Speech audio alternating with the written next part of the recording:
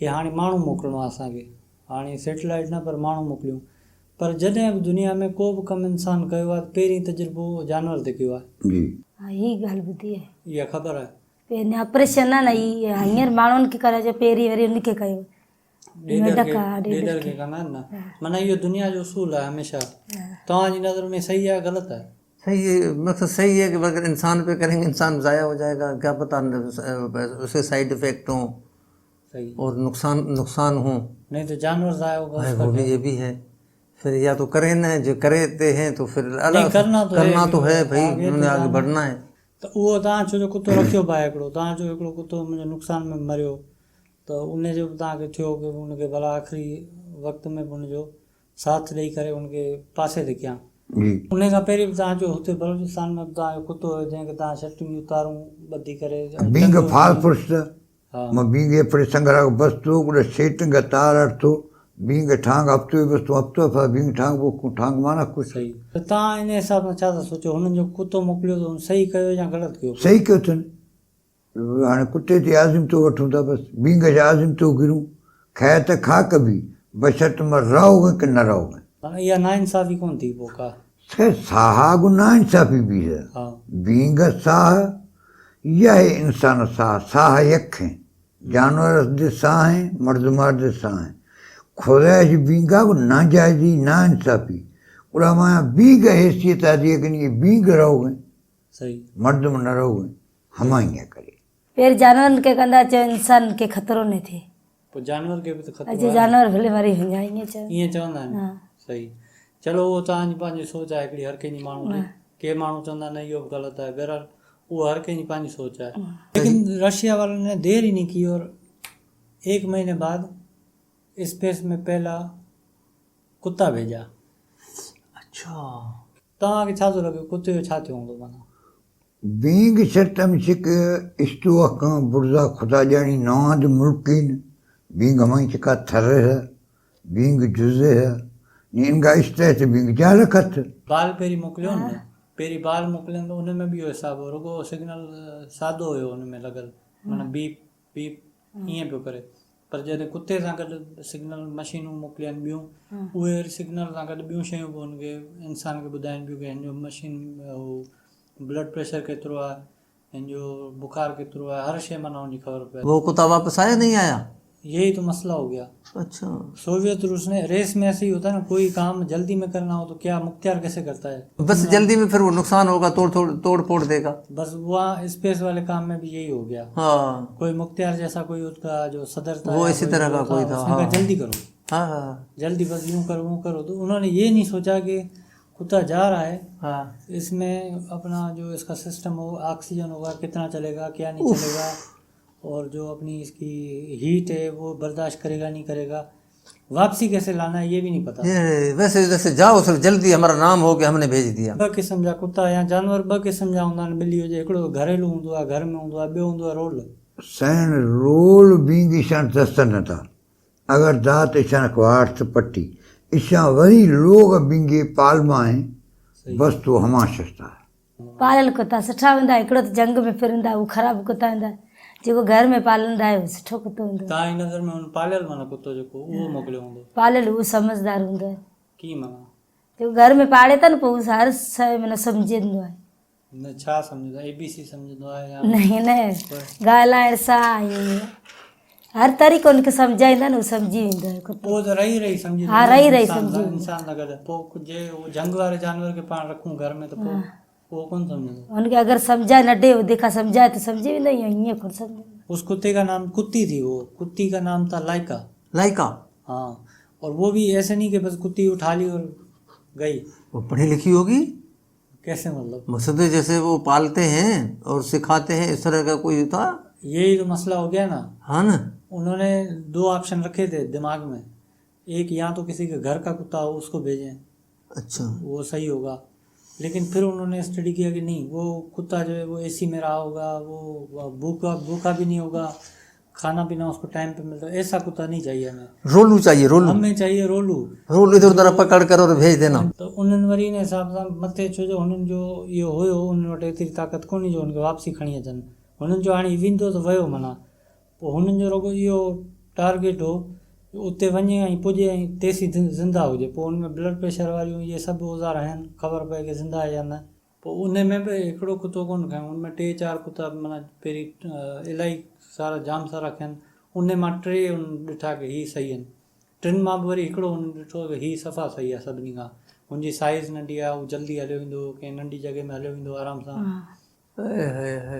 You may have heard the story of Laika, one of the first Earth creatures to travel into space. But do you know why this happened or how she prepared for the experience? Most importantly, do you know the outcome? Animal Wise explains more about this incredible true story.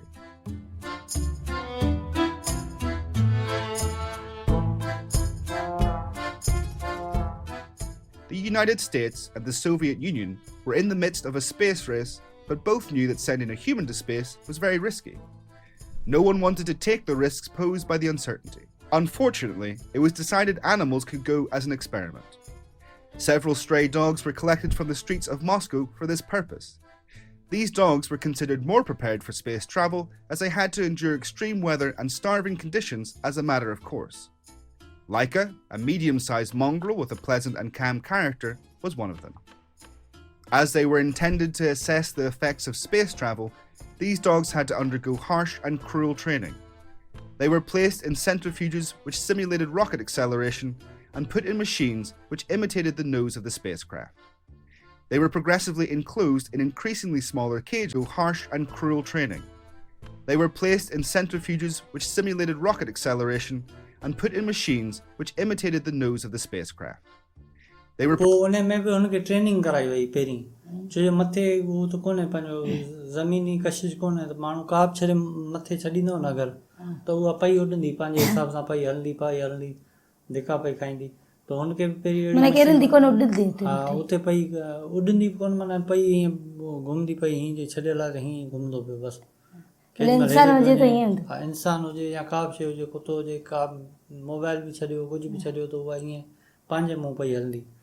तो उनकी ऐसा नहीं है कि बस उनको direct भेज दिया, उनको भी ट्रेनिंग करानी पड़ी उन्हें। फर्स्ट ट्रेनिंग उनकी ये थी कि वहाँ वो उनको, क्योंकि कम स्पेस में काम करना था, बहुत ही कम स्पेस में उनको जाना था, तो उन्होंने पहले बड़े पिंजरे में रखा उसको, कुत्ते को, फिर कुछ टाइम बाद फिर छोटा पिंजरा कर दिया, फिर छोटा, फिर उसे महसूस ही ना हो कि पिंजरा भी छोटा हो रहा है। और एक मशीन होती है, वो आगे आपको दिखाएंगे, जैसे आप कभी झूले में चढ़े हैं? हाँ। कौन से झूले में चढ़े हैं? झूले में किधर में चढ़ा? ॿियो वरी कॾहिं तव्हां ईअं मिसाल कोच में सफ़र कयो त कोच में कॾहिं झटको ईंदो आहे हेठि, त ईअं लॻंदो आहे जहिड़ो इंसानी जिस्म जेको हल्को थी वियो, जी साह निकिरे पियो या ईअं लॻे पियो, उहा शइ ईअं थींदी आहे। झूले ते बि अगरि वॾे झूले ते चढ़ो, गोल तेज़ घुमे, त उन में बि इहा शइ महसूसु थी महसूसु त मथे जेकी कैफ़ियत हूंदी उहा बि साॻी हूंदी, छो जो कशिश दुनिया जी कोन्हे, उहा झले कोन थी सघे, त पोइ इंसान या कुतो या का बि जानवर उनखे बर्दाश्त कोन करे सघे। दुनिया कशिश कष्ट में जो जीअं 5000 किलोमीटर या घटि वधि ख़तमु बगे पूरा आसमान है। पोइ उन में बि उनखे हेठि ज़मीन ते बि अहिड़ियूं मशीनूं ठाहिनि जेकी इहा शइ करे सघनि, एतिरो गोल घुमनि पियूं जो ज़मीनी दबाव निकिरी वियो, पोइ उते उनखे ॾिठनि की हू कीअं थो, मतिलबु उनखे चकर था अचनि कुते खे, या उनजो छा हालत थी थिए, उते हू सही हो, पोइ उनखे वरी मथे मोकिलण लाइ तयारु कयो। वाह भाई वाह, बड़ी बात है भाई। Obviously, the health of these dogs was declining with this training. The acceleration, simulation, and noise caused severe blood pressure increase in the animals. They also stopped urinating and defecating due to their small cages, so laxatives had to be administered. Due to her calm nature and small size, Laika was finally chosen on November 3rd, 1957, to make the trip aboard Sputnik 2. The story they told the public was that risks had been minimized and that she would be safe inside her space capsule. This was not the case. The dog was said to have died painlessly as the ship's oxygen ran out, but this was a falsification. So what actually happened?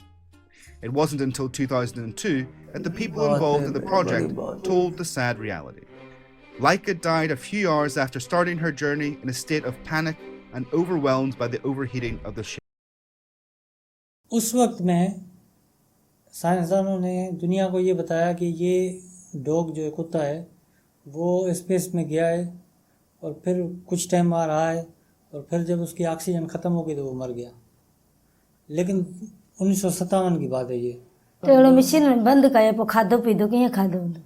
खाधो हुयो ई कोन हिन वटि, तॾहिं त अहिड़ो कुतो हुन रखियो रोडू जेको माना बुख ते बि रही सघे। बुख ते रही सघे। हा, खाधो हिन कोन रखियो हुयो एतिरो, बसि ऑक्सीजन हुई उहा बि कंहिं वक़्त ताईं हलणी, ख़तमु थी वेंदी उहा बि।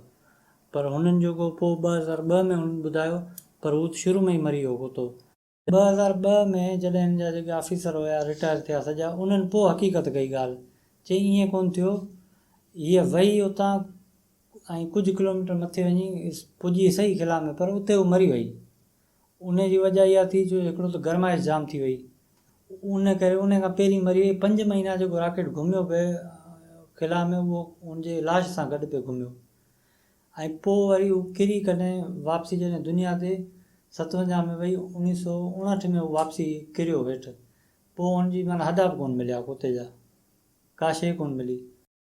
The ship burned up and जो राज contacted खोलेंगे ना, रिटायरमेंट तुम भगे उड़ा राज खोलेगा, रिटायर भी है उड़ा राज खोल रहे।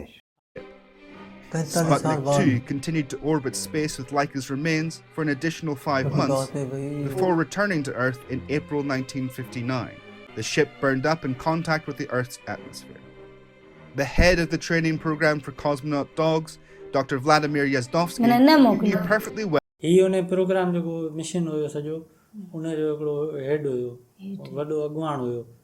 that Laika was not going to survive.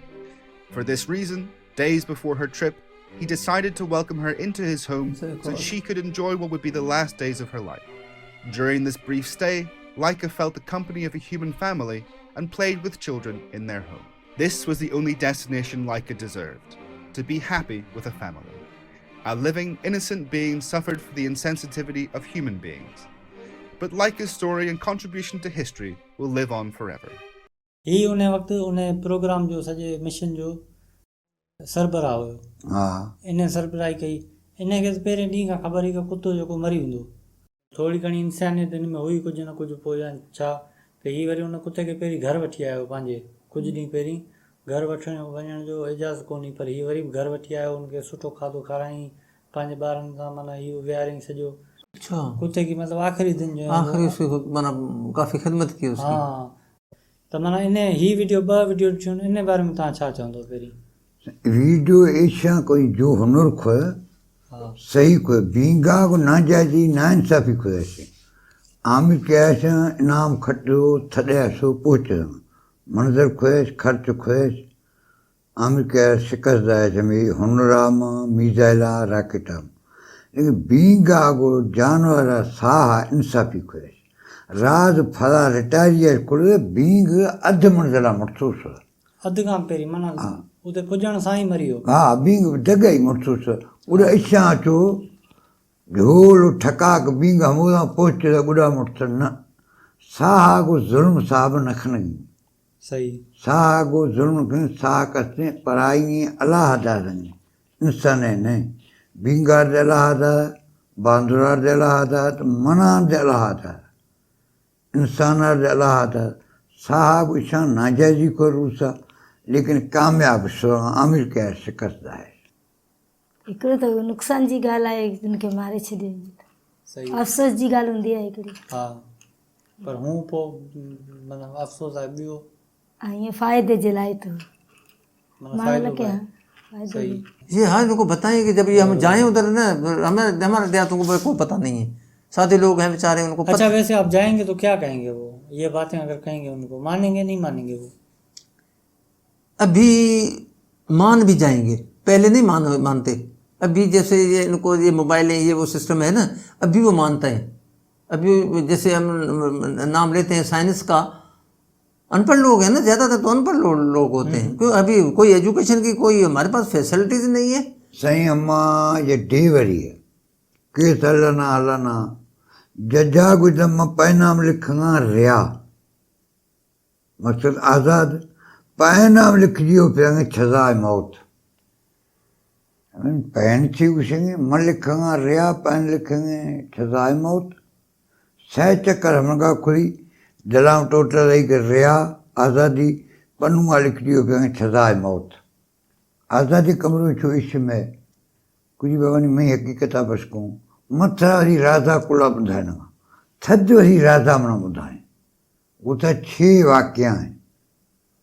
मैं लिखेगा रिया, कलम में लिखेंगे सजाए मौत।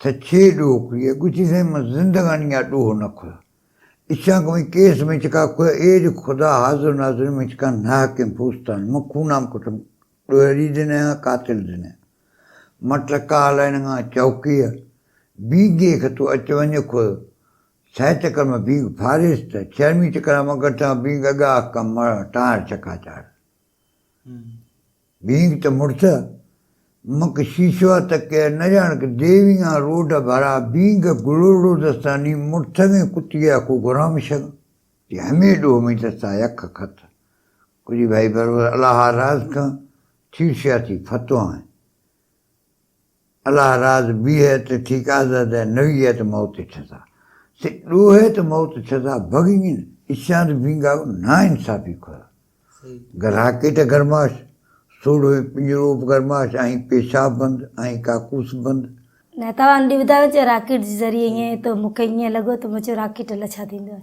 सही हुन मूं ॾिठो कोन त मूंखे ईअं जी ख़बर पई त अॼु ॾिठो आहे त वरी वधीक ख़बर पई। माना ही सॼो माण्हू सिखे की छा आहे हा, राकेट सिखो कीअं आहे अॻियां छा आहे हाणे छा पियो थिए छो ही 70 साल पुराणी ॻाल्हियूं ऐं 70 साल पहिरीं जेकी गाॾी हुई हाणे कोन्हे का हाणे त अञा ऑटोमेटिक आहिनि कैमरा आहे पहिरीं अहिड़ी कोन हुयूं त ईअं हाणे तव्हांखे छा थो लॻे छा हूंदो छाजो हाणे स्पेस में छा हूंदो माण्हुनि जो किरदारु छा हूंदो हाणे माण्हू चए दुनिया तबाह थी वेंदी। हाणे सभु चवंदा चए जेको माइट आहे न उहो माइट खे हथ ई कोन ॾींदा सही अहिड़ो दौर अचे पियो जो सही हेॾी चओ महांगाई आहे त माइट खे हथ ई कोन ॾे हथ ॾींदा त घर हलंदो घर हलंदो मानी खाराइणी पवंदी चांहि पीआरणी पवंदी माना ईअं आहे। हेॾी हा हेॾी महांगाई जे दौर जे असांजे साम्हूं ईअं आहे। तो बहरहाल वो अपना गोल यही है ना कि आप समझेंगे तो आप शेयर करेंगे हाँ आगे जाके आप शेयर करेंगे। अभी मैं ये बताऊंगा मैं कहूँ पर ये सैटेलाइट चल रही है हमें कहते हैं वो रॉकेट है ना रॉकेट की तरह जहाज है ऊपर इस तरह का कोई सैटेलाइट ऐसी चीज़ भेजी हुई है जिसकी वजह से उसके सिग्नल होते हैं वो आगे आपको और समझ आएगा। अभी तो खाली इंट्रोडक्शन हुआ था कि सैटेलाइट गई थी और एक कुत्ता गया था। अभी नेक्स्ट स्टोरी जो हमने कहा ये तो हमें नहीं पता जो हमें पूरी अपना इतना अरसा हमें बाहर हो गया है 40 साल 39 साल बाहर मकसद बाहर गांव से बाहर गए निकले हुए शहर में ना हर जगह पे तो हमारे बेचारों को क्या पता उनको तो पता ही नहीं है बेचारों को।